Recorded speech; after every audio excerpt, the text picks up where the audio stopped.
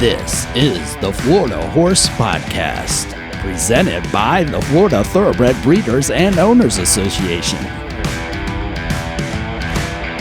On this edition, Tammy Gantt, Associate Vice President of Member Services and Events, is joined by Brent and Fernung of Journeyman Stud to discuss the impact of the Florida Sire Stakes. Here's part one.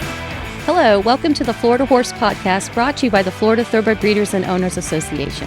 This is our second podcast, and we're very excited today. I'm Tammy Gantt, and I'm joined here with Fernung and Brent Fernung from Journeyman Bloodstock Services. Welcome. All right, it's nice to be here. It's good to see you guys today. So one of our topics today is the Florida Sire Stakes, which you know very, very well. In fact, Brent, you know so well that I think you actually know how the Florida Sire Stakes got started. Yeah, I was just fortunate enough that I was working for Dan Lassiter at Lassiter Farm about 1979, I believe, and went into the office one day, which I was wont to do because I always wanted to hang around them guys and see what I could learn about the horse industry. And Dan got to talking about how many Lassiter-bred horses were winning races all over the country, and he said, you know what, we should have a race of our own. He said, I think that's a good idea. I'm going to call Kenny No. So he calls Kenny, and he says, Kenny, I want to have a Lassiter Farm Stakes down there. And Kenny was a little brusque, like he could be, and he said, well, no, you can't do that. He said, pretty soon you'd have everybody in Ocala want to have their own stake race. And so Dan says, well, just let them all run in my race, and we'll beat them. And so that from that germ of an idea came the Florida Stallion Stakes, which I would point out the first 4 races that was run were won by Lassiter farm bred horses too. Wow, what a coincidence, huh? It's amazing though, because when I met you and you told that story, it's like, you know, you always wonder who the fly is on the wall that heard, you know, how the germ of something began. And to know that was in 1982, I believe, is when the Florida Stallion Stakes was formed. And then in 2012, it became the Florida Sire Stakes here at FTBOA, and we manage that. So it's amazing. And then it's $1.4 million in purses with 200 granders, a couple 200 granders, and then the 400 granders that lead into hopefully the prep for the Breeders' Cup. So it's really exciting. It really is. And so I know you've had stallions that have been just leaders in the Florida Sire Stakes series. So you want to talk a little bit why you chose the stallions you chose and how meaningful that is to have your progeny and then horses in the Sire Stakes? Well, you know, when you choose stallions, you're looking at them basically as a, you know, prospect. Mm-hmm. And basically what you got to work with is pedigree, talent, race record, and looks. And so we try to get we'll fudge a little bit on pedigree if we need to.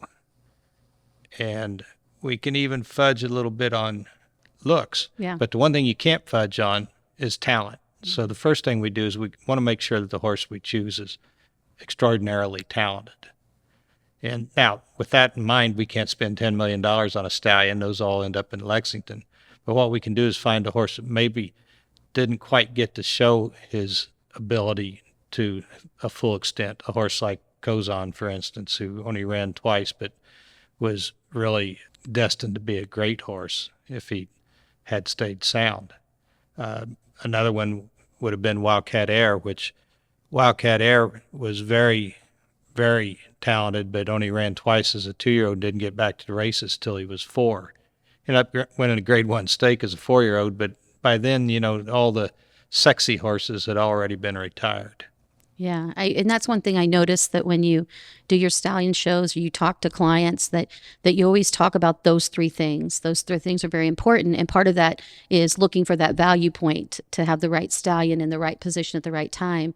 And you've had such great success. I mean, many Stallion of the Year awards for both horses, for Wildcat Air and for Kozan. And I believe Wildcat Air still has progeny since his passing that are still out there winning you Breeders' Awards, which is incredible. And so when you look at them and you say, okay, he's going to be a horse that could produce Florida Sire Stakes horses, what was it about him specifically said it looks like he could throw precocious 2-year-olds? Or were you, like you say, looking for that, there's some talent, but we didn't see it yet? Well, he was incredibly fast.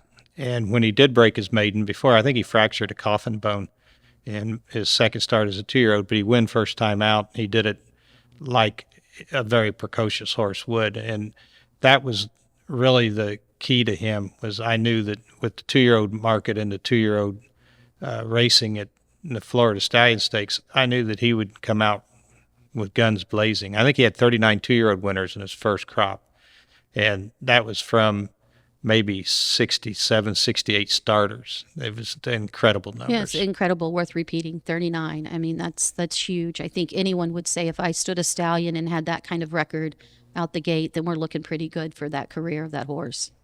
Yeah, and he was as a matter of fact, I think that's still a North American record. Now, I could be wrong because anymore they breed 250 mares to some of these horses, but 39 is a lot of winners.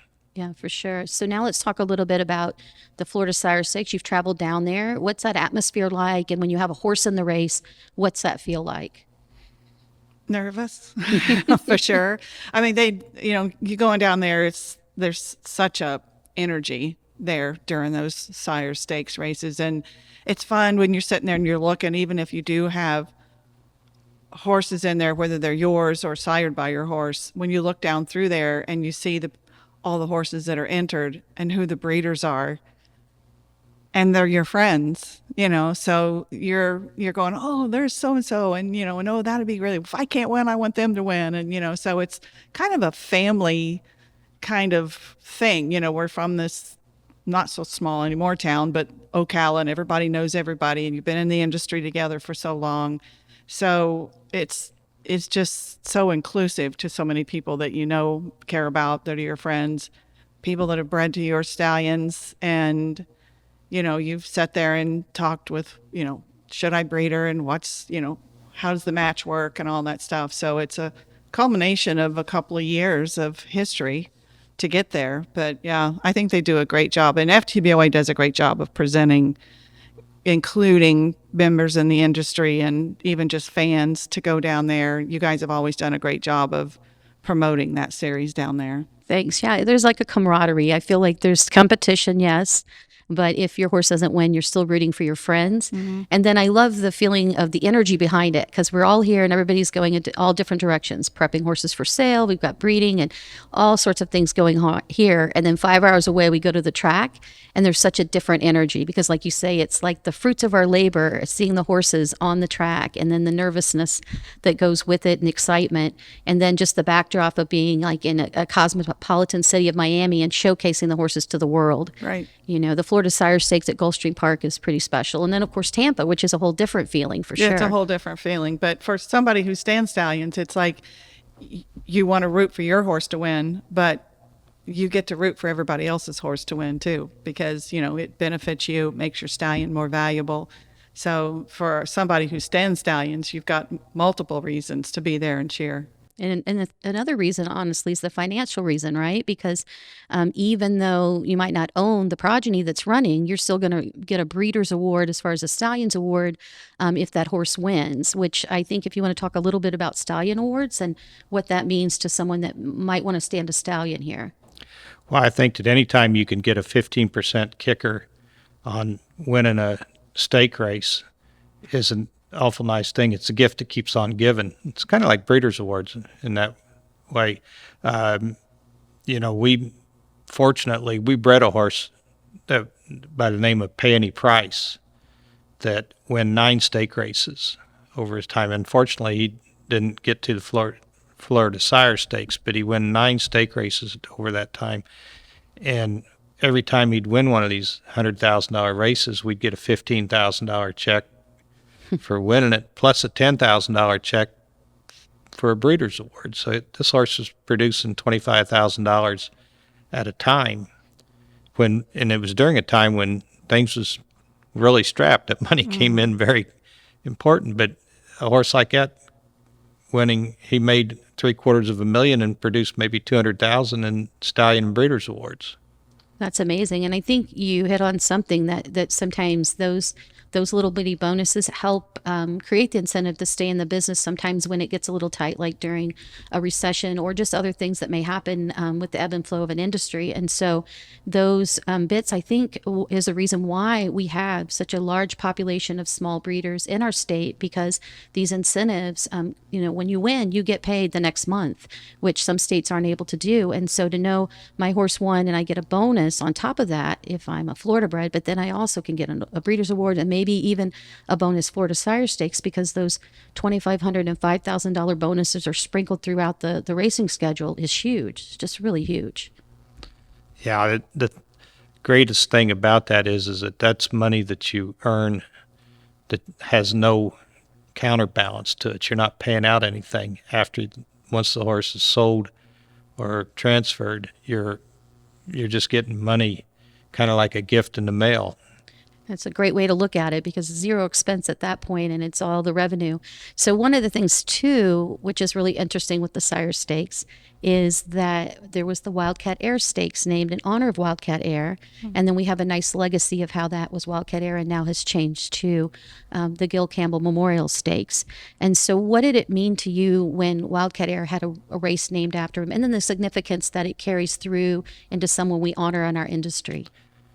Well, we were very pleased when they named it the Wildcat Air Stakes. It was nice. He was a wonderful horse. He was kind of like our centerpiece for everything we've done, and we were very attached to him emotionally as well. So that was great, but it was even greater when they changed it to the Gilbert Campbell Memorial Stakes, because Gil was a great guy. Yeah, and he was one of the top supporters in the Florida Sire Stakes program. And so, just one of the leaders for many, many years. And I remember when it used to be the Stallion Stakes at Calder, and they would come down to the winner's circle, and all of us in Miami would get excited to see the breeders in the winner's circle. We're like, there's Gil Campbell again, and there's, all the people throughout the years. And even Fred Bride would come down to watch his horses run with Jack Better. And for a little bit, there was always like, oh, they're coming down and winning these big purses and going back. And we're like, but no, they're the reason that our track exists, because all these Florida breds and Sire Stakes horses are running on these grounds. And then now we have Gulfstream and Tampa a part of that legacy, which is really incredible. And with Gil and Marilyn, one thing that I think would be appropriate to, because of the way his story started with how the FSS started with Lassiter Farm, that's how long ago we met them. Oh, wow. Was way back in Lassiter Farm days. So it wasn't like, we just met him in the last 5 years or 10 years. We met him when we were down here as, in our 20s. And he'd been a staple part of, big supporter of us, and always had nice things to say. And, they're just such a stellar couple, that have done so much for this industry and have really stepped up and to me been huge supporters of the breeding industry in Florida. I think that's one of the things that gets lost sometimes, is the breeding end of the industry, that how important that is, no matter where you are, whether it's in Florida or Kentucky or wherever. You have to have breeders to have horses, and they've always produced such wonderful horses. Yeah, and it's hard to think that, because you think it's a very modest farm out in Williston, Stonehedges, and most people don't even think about it when you're in Ocala, because it's in Williston, which isn't far. And then you talk a little bit, and it's hard. I don't want to tear up, but to talk about the loss of a legend like Gil Campbell, because all of us are touched in some way, and they've left this legacy, and Marilyn's on our board to continue that legacy, and the farm is continuing. But I remember, like you said, many years ago, looking that, like, this is the person that if I want to be in the industry, I want to make an impact like that. Right. And he really did. And so it does honor him to have that memorial race. And I think was hit hard months later at the golf tournament that we had, our charity golf tournament, when his team won, the Stonehenge golf team won. And the first thing and last thing they said was they just raised the trophy to the sky and said, "This one's for you, Gil." And it was just emotional. It ran through the crowd. I'm getting goosebumps now, but it was, again, one of those things where everything's right in the world when you can honor a person like that. Absolutely. So yes, we were very happy to see the Wildcat Air turn into the Gil Campbell. We'll sign off today. Thank you so much for joining our podcast too. I'm here with guests Brent and Crystal Fernung of Journeyman Bloodstock Services. Have a good day.